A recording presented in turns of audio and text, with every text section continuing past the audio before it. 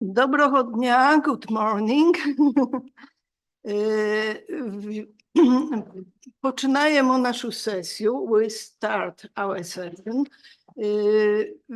Ja хочу від імені Polskiego Towarzystwa Ustnej Historii подякувати організаторам за запрошення наших представників взяти участь у цій дуже важливій конференції. On behalf of the Polish Oral History Association, I would like to thank the organizers very much for inviting our representatives to participate in the conference. We would like to share Polish experience of documenting war from the First World War to the Russian invasion in Ukraine. We have three presenters in the panel. Each one has 15 minutes for the statement. The first presenter is Marcin Jarząbek, an assistant professor of the Department of Historical Anthropology and History Theory and the Institute of History of the Jagiellonian University in Krakow. He is interested in modern Central Europe's social and culture history, oral history, memory studies, and the history of concepts. His research focuses on oral history, the collective memory of the First World War veterans, and the social history of the railway. He is the author of the book, The Legionaries and the Others, the collective memory of the First World veterans in interwar Poland and Czechoslovakia. And he is the treasurer of the Polish Oral History Association. The title of his presentation is Documenting the War in Post-World War I and Post-World War II Poland, Comparison and Lessons from the Past. Marcin, the floor is yours. Very happy to be here. So since I have 15 minutes, I will just start my presentation, which is, as you may imagine, to the history of two world wars in 15 minutes. It's barely possible, so I will just focus on key aspects which I think might have some usage for the Ukrainian question today. So it's in a sense, thank you. It is in a sense prehistory of oral history in Poland, in a sense that what I will focus on it's the attitude towards conducting interviews, not necessarily recording them, but conducting interview with those who had experienced some history. In that broadest sense, I can use this term. It's in a sense diachronic comparison. So I compare two cases which are different in so many ways that obviously matters very much. But on the other hand, it is the same phenomenon happening. So documenting the war in the aftermath, so right after the war has ended. And then I will focus on those two cases, underlying the fact that there is a certain frame, like social frame of memory, in that case more of political frame of memory that heavily influenced what has been recorded and what has been barely noticed. And whereas in the interwar Poland, it was mostly the history of soldiers and political activists, whereas in the aftermath of World War II, the focus was predominantly on the victims, so on the prisoners of concentration camps. Last but not least, obviously, I'm not in a position to give any lesson in that matter, but I think there are some interesting, if not analogies, then at least inspirations one could take from this comparison. Okay, so as you could imagine, I don't know how to, I want to have a glimpse once on a screen, and on the other hand, see you. That it's a bit difficult. Anyway, so as you know, Polish state has been created or recreated in 1918 as a result of the fall of the three imperial powers: Russia, Austro-Hungary, and Germany. What is important for this topic is that there were also various kinds of Polish military formations taking part in this war, not necessarily deciding on its result, but especially in the having some political role in to build up this structures and discourse about Polish independence. And another factor that I think it's quite important that when we speak about documenting, it's necessary to underline that most of professional academic historians, not necessarily Polish exclusively, were rather reluctant to contemporary history in general and testimonies in particular, right? So that's kind of basic idea of historism, that you should give sources time to have some time distance and also rely on credible documents, not on testimonies. There are obviously some exceptions in that. Czech historiography is, I think, a quite interesting exception when it already started, which already started documenting the war soon it ended. But in Polish case, it was mostly the generational shift that allowed it. So the younger historians who were quite often soldiers of the war themselves were those who commenced the process of interviewing. But so when, if not in academia, then this process of documenting started predominantly in, one could say, NGOs, is predominantly those of war veterans themselves. So the social movement of war veterans was heavily focused on documenting the past and having it being recorded in a certain way.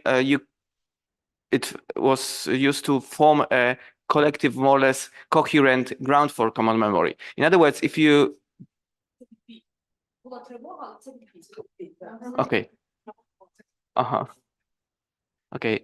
In other words, if you go through the journals those various organizations published, at least half of the content is about various events from their own collective past. So like papers, either like personal memories of one another officer or one another soldier, or very detailed events of some battles or whatever, right? And if you reflect on what is the function of it, it's precisely to build this ground for common memories. So not necessarily something that every member of this association went through, because many of them were in all kinds of different positions, but in order to form this kind of collective experience, collective knowledge, they were heavily focused on it. Another half of this of the content of the journals was obviously very most of contemporary politics and contemporary commemorations, right? So reports from establishing one another monument or declaring the loyalty to the authority and to the Marshal Piłsudski. And actually, this is a particular way where you see clearly oral history or prehistory of oral history in Poland. That's the association that became. It initially was kind of NGOs, eventually ended up as a pro-governmental, heavily connected with the kind of high-rank officers research institute called the Institute for, I mean, it has changed the name a couple of times, but eventually it was Józef Piłsudski Institute for Research on Contemporary History or for Contemporary History, which exclusively aimed at documenting Polish deed or Polish military deed, as they call it, czyn, for in many ways. And one of those was obviously conducting interviews. As I mentioned, this is mostly a place where two kinds of historians met. So one were military historians, so active officers, colonels, generals who started as comrades of Piłsudski. Another one was the younger generation who started document their historical career and were kind of much more open to new methodologies, and they kind of advocated for interviewing. And one of them was a historian who later, in like post-war period, played an essential role for Polish historiography. But at that time, he was a guy in his mid-30s, Lviv historian, born as Henryk Forcimer, then called Henryk Wereszycki, of a Ukrainian father and a Polish-Jewish mother. Wereszycki worked at that time in this institute, and this is a quote from the journal, for a paper he published in one of the two leading historical journals, Przegląd Historyczny. I won't read it out loudly for the whole, but this is a paper where he says, it's a must to document, to interview people, and to rely on testimonies. Even the worst testimony is better than no testimony. And this is obviously what he meant. It was more, as we know from the context, was more of documenting factography. Nevertheless, it's still valued and interesting for us. And there are actually some, not that many survive, but some records of those, written records of those interviews been taken. And now, obviously, because of the World War II, those process has been interrupted. And I focus on the kind of another part of my talk, which is the post-war II, which obviously the scale of those documenting is far larger. It's a really mass documenting process, both grassroots level and from above. So it's many legal, institutional procedures being taken with interviewing victims of the Nazi Germany. But on the other hand, many, it's a process where you see people living concentration camps and writing down their memories almost immediately at their earliest convenience, which is obviously not only Polish experience, but I think quite significant. And there was also various institutions and also focus on certain kind of experience connected to a certain party or certain political movement, or as the case of Jewish experience. So Central Jewish Council also had its own committee that focused exclusively on having interviews.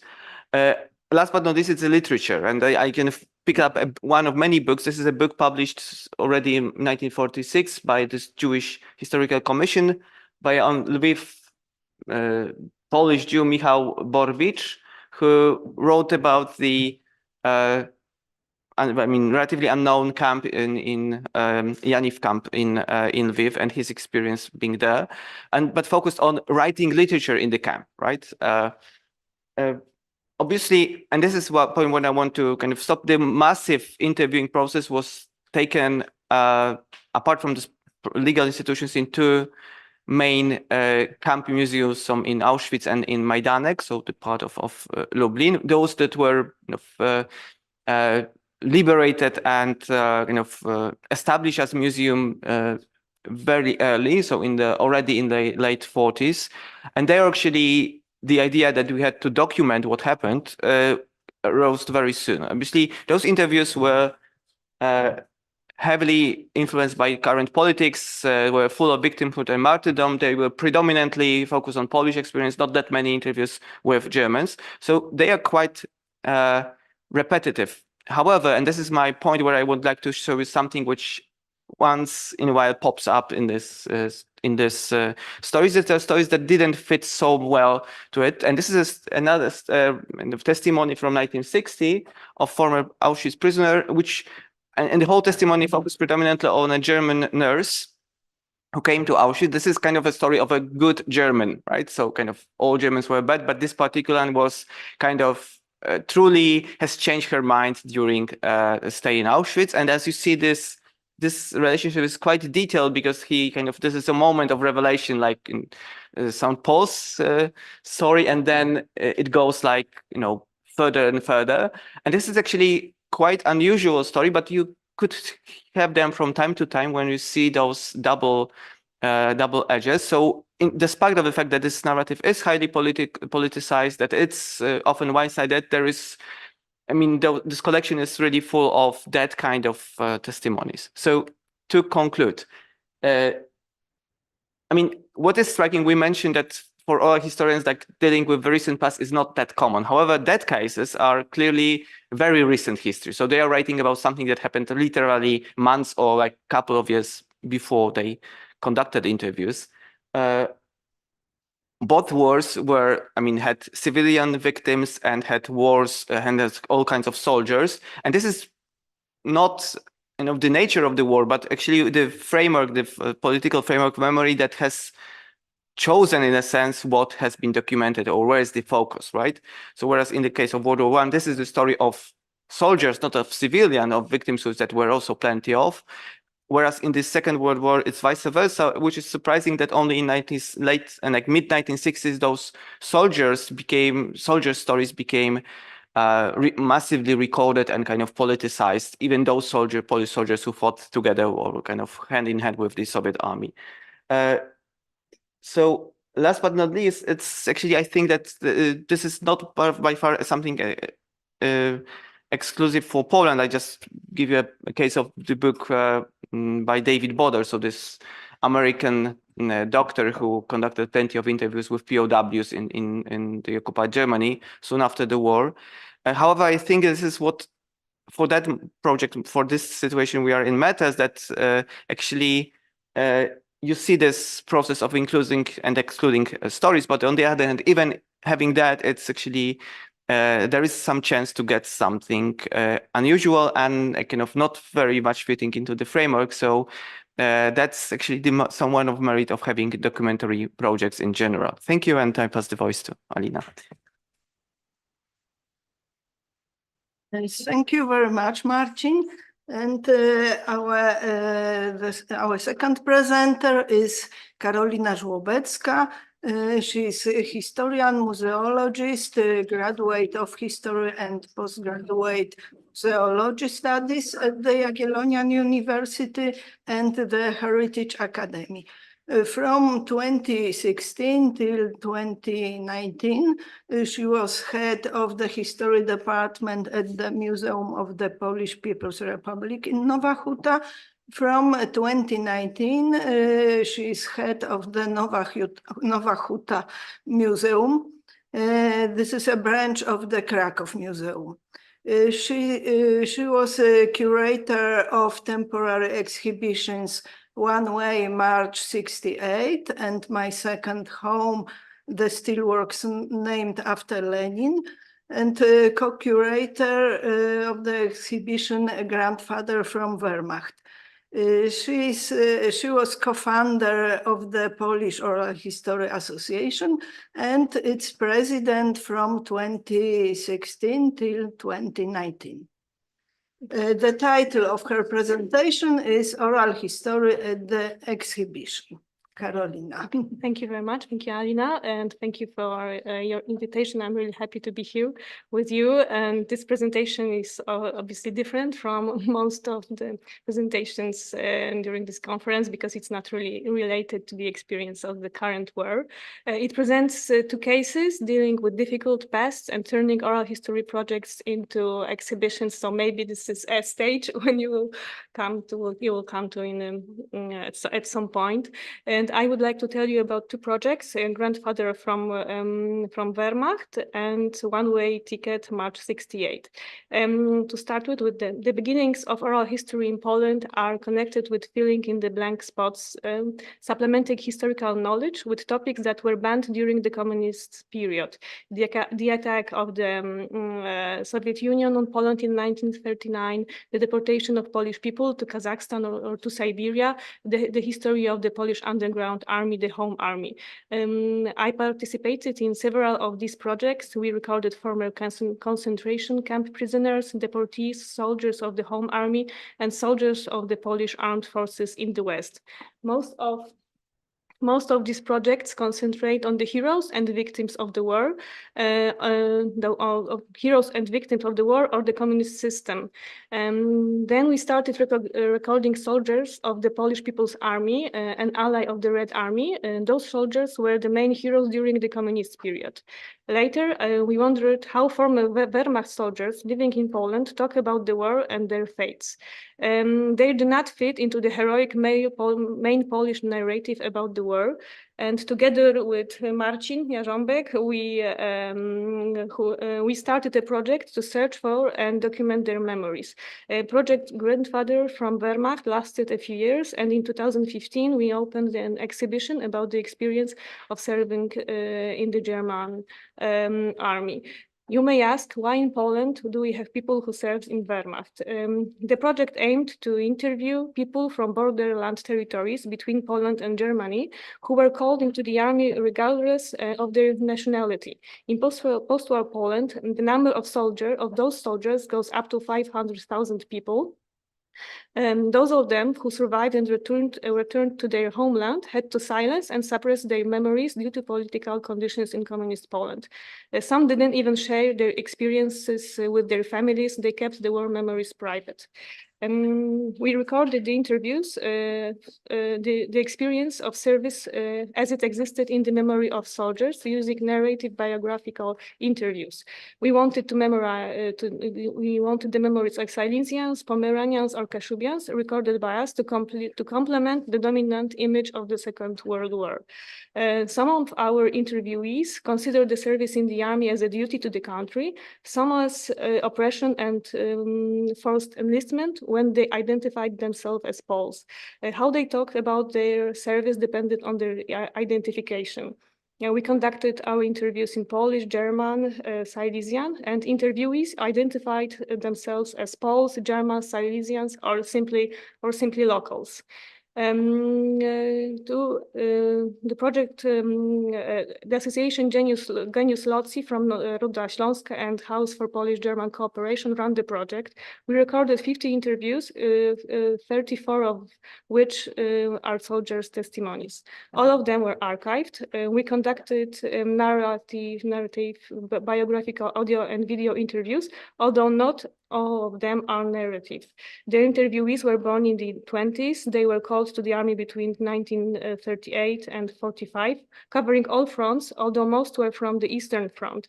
The recordings were made in Upper Silesia, Cieszyn, Silesia, Kashubia, and Warmia. About half of the recordings were from the interwar territories of Germany and Poland. Initially, we were concerned that people would not want to talk with us because it is taboo. But it happens that it's more a taboo at a national level, but in local community, people know those facts because there were these were the residence states. You had no other choice. You had to go to the army. We reached out to people through neighborhood connections and the German minority organization. It is worth mentioning that out of 50 recordings, only 3 are under pseudonyms. Interestingly, I was the only person from the outside of the community, and everyone assumed that since I was dealing with this topic, that I must have a personal ties to it. This was especially evident in conversation with the journalists and the media, for whom it was obvious that my grandfather must have served in Wehrmacht, because otherwise, why bother? Over 60 years have passed since the end of the war when we were talking to the soldiers. During the project, we seldom come across the ones describing cruelty, Holocaust, rapes, or executions. On the contrary, our concern was the lack of such stories, which interviews with soldiers from another armies from the Second World War appear either as their own experience or told through the story of someone else's life. We verified the course of military service in the German archive Deutsche Dienststelle. The idea of the exhibition accompanied us from the beginning of the project, which greatly helped us with the later preparation of the exhibition. The basis was informing the interviewees that they could be included in the exhibition. We were afraid that former soldiers would not want to talk about the war, but they were very willing to talk about it.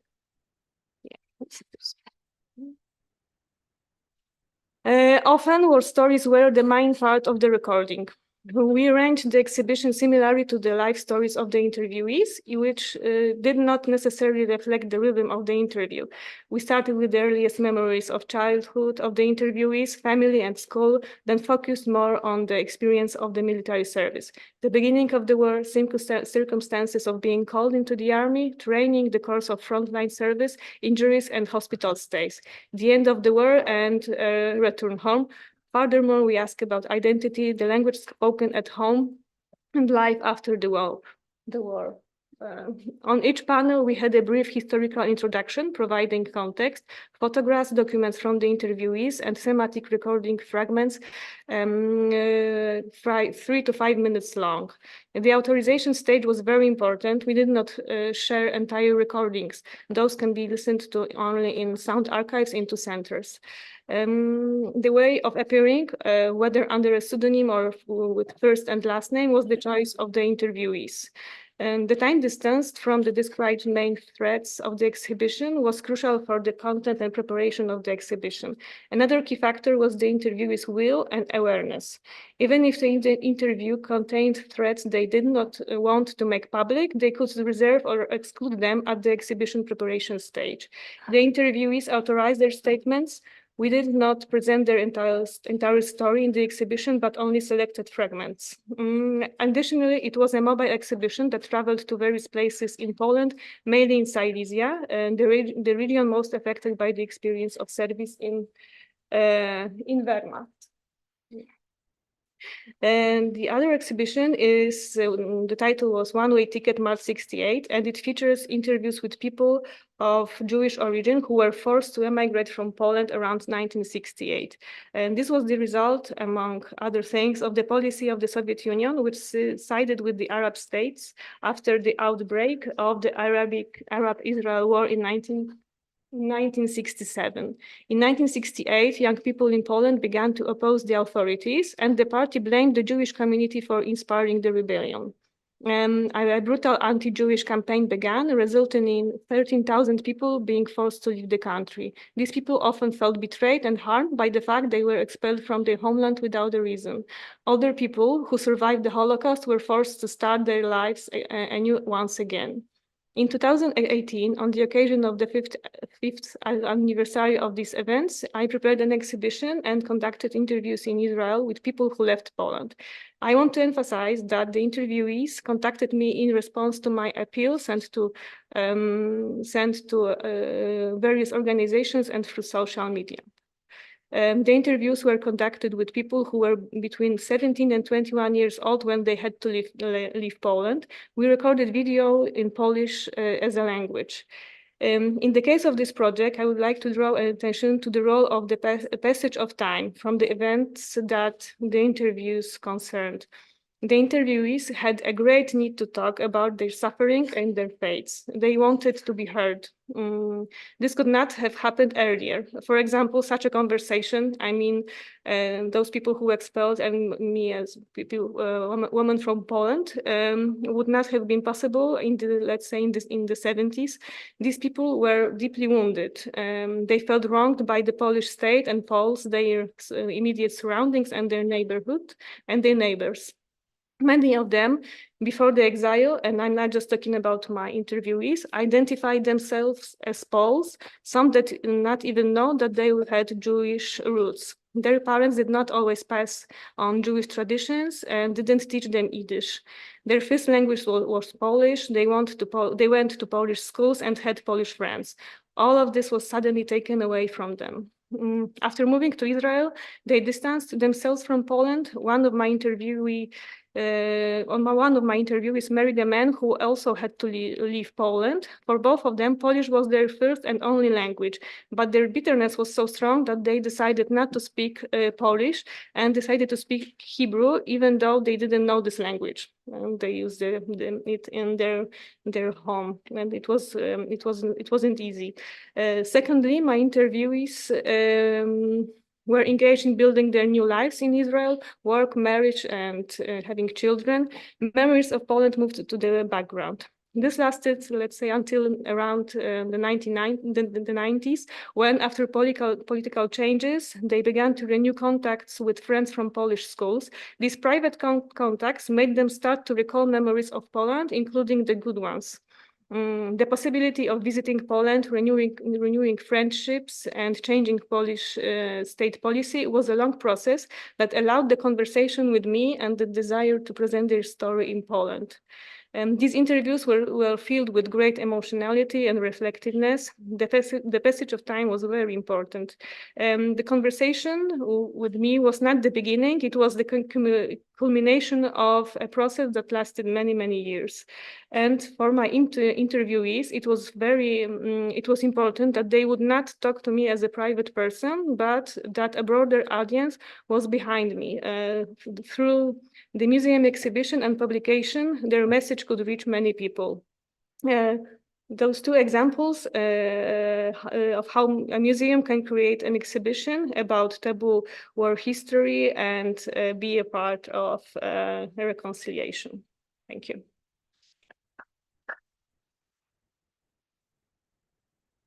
Thank you very much. And our third presenter is Małgorzata Łukianow, an assistant professor in the Department of Sociology, University of Warsaw, and the Center for Research on Social Memory. She's co-chair of the Polish Regional Group of the Memory Studies Association.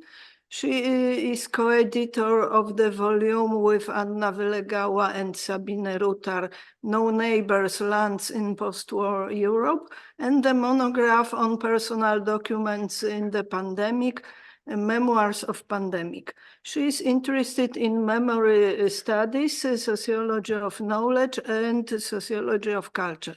She is currently conducting research on discourse related to the Russian imperial heritage in Poland. She is also collecting oral history accounts of war refugees from Ukraine to Poland within the initiative Testimonies from the War. The title of her presentation is Polish Researcher and the Ukrainian Experience of War and Violence, Responsibility, Positionality and Limits to Documentation.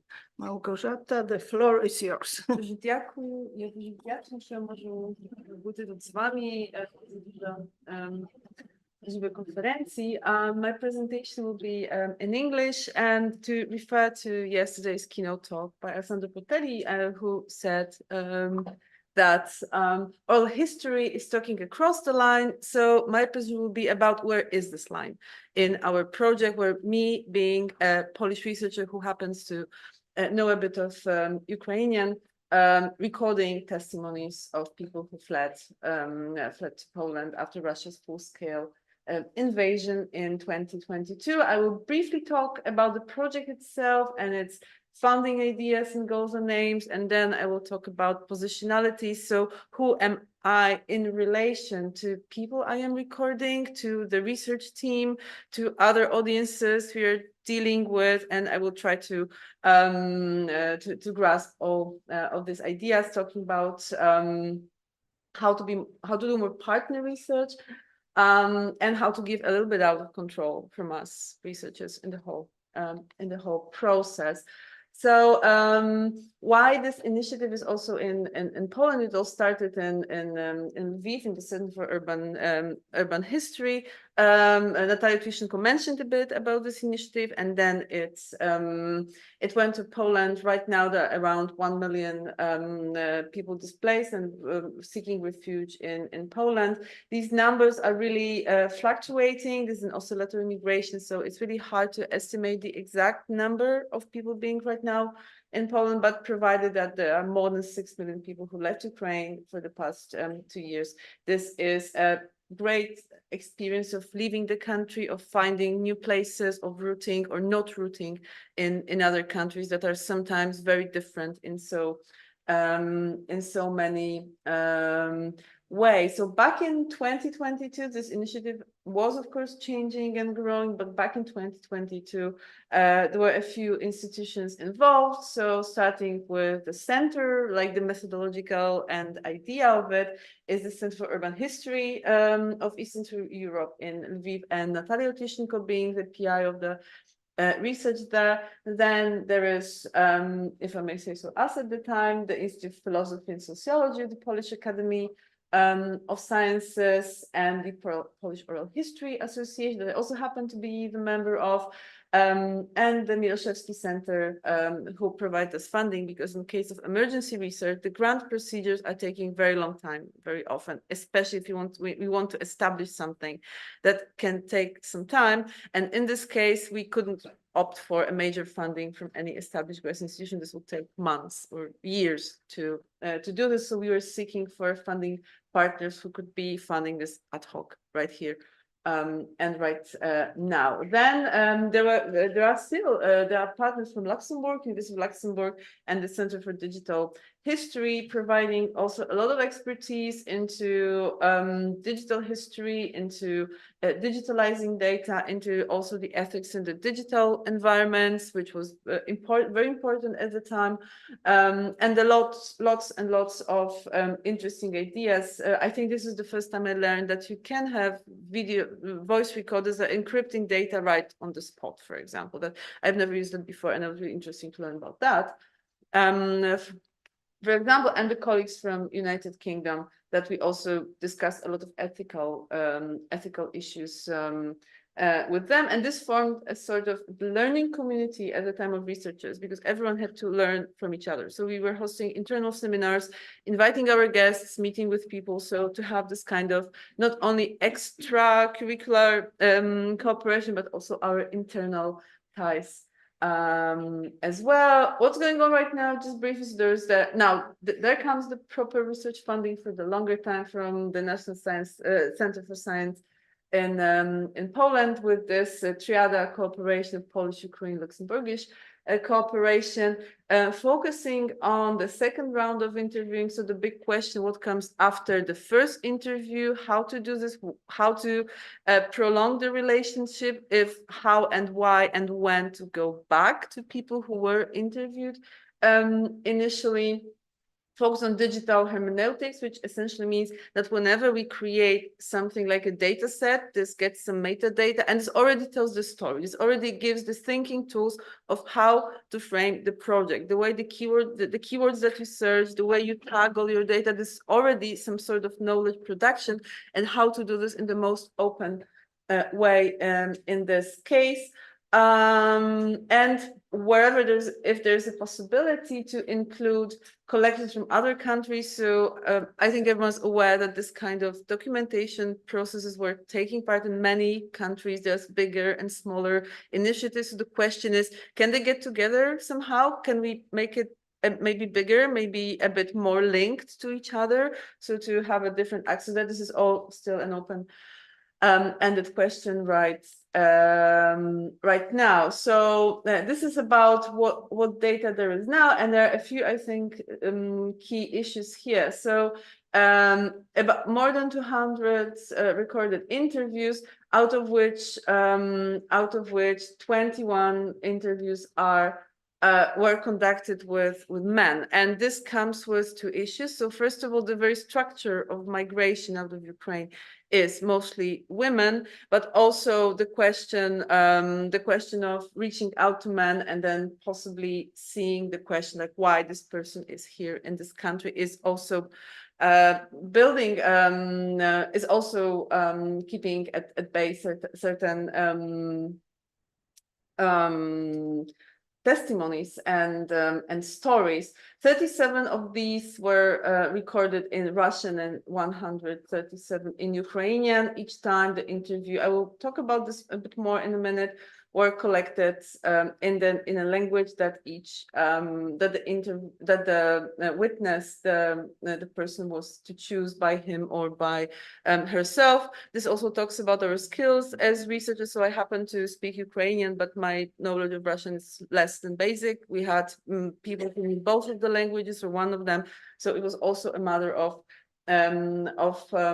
finding a suitable person to record the testimony.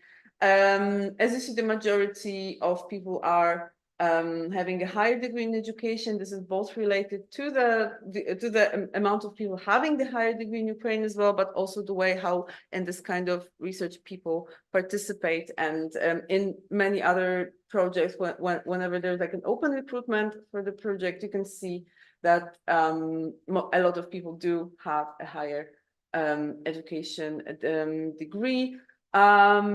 Short geography, mostly Southeast Ukraine, so Kharkiv, Kyiv, Mariupol, Zaporizhzhia, Kherson, Dnipro, Chernihiv, and other smaller localities. So this was brief about the aim. So it was to document. So at no point from the past time, it was us talking about what was in those oral histories, meaning each time there was something communicated about the project, it was not yet about talking about what is in them. So first to document, focus on the documentation, and then comes not the parallel phase, not something that coincides, but just after the first part of the documentation. So, and of course, establishing an archive that has always been considered a part of Ukrainian intangible heritage. This is Ukrainian heritage, and this is what essentially this collection is for possible future research, education, or maybe artistic purposes, all depending on the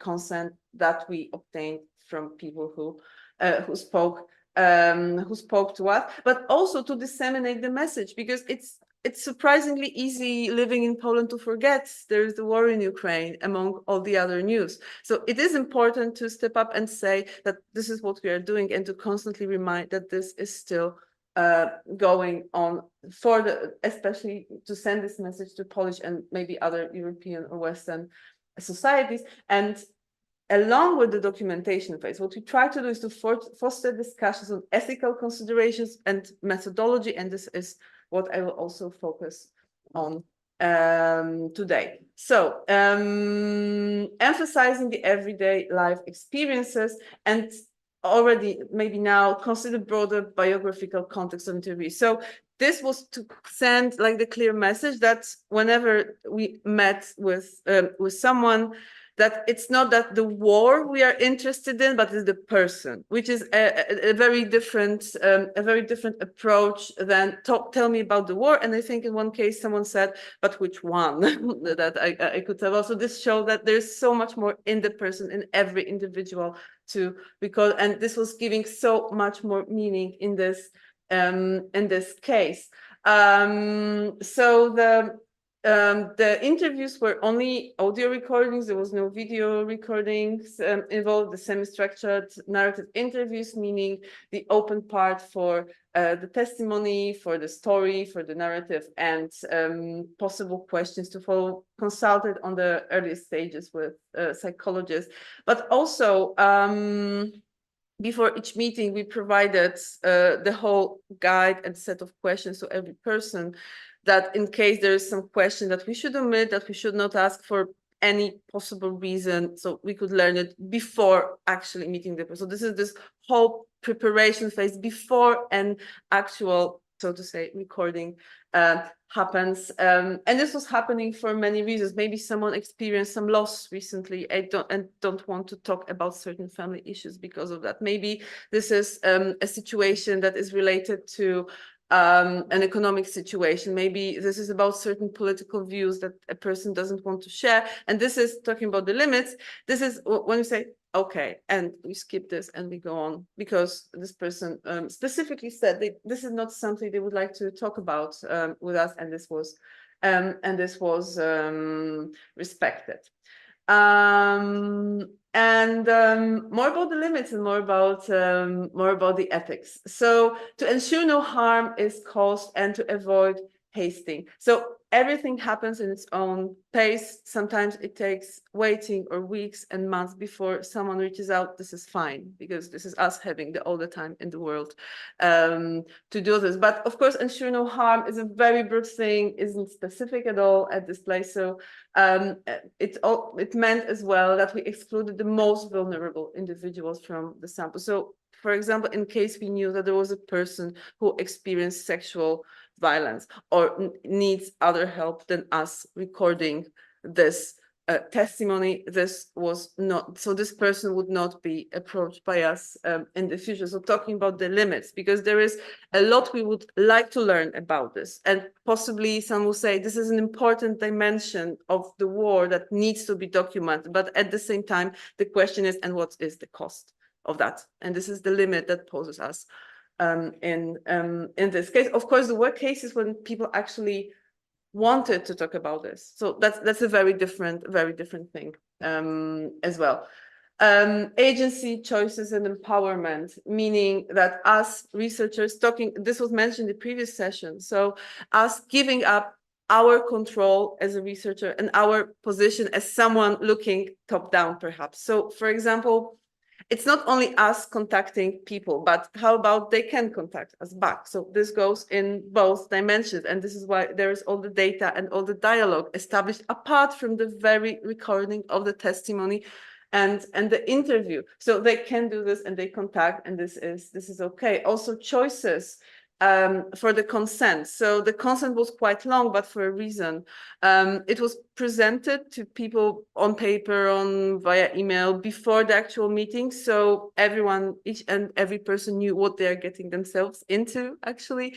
And to choose whether this recording should be anonymized, pseudonymized, used for any purpose listed, like research, presentations, artistic communication, whatever else was included there, and the whole space, like a classic thing. Is there any other comments? Would you like me to erase something? Would you like after the interview? Because sometimes people say things and after reflecting back on it, they say, actually, you know what? No, please remove this data. So this was, of course, possible. And also the responsibility for the well-being. So it doesn't mean that whenever we turn off the recorder or any other appliance we're using for recording the testimony, it says, okay, thank you very much, goodbye, that's it, that's my email, and you can text me. So no, this is of course not enough. This is very formal, and this is never how it works, to get back and to talk with people. So this is something I think Natalia also mentioned in her presentation, that reaching out after the interview, asking about, are you okay? Do you need anything?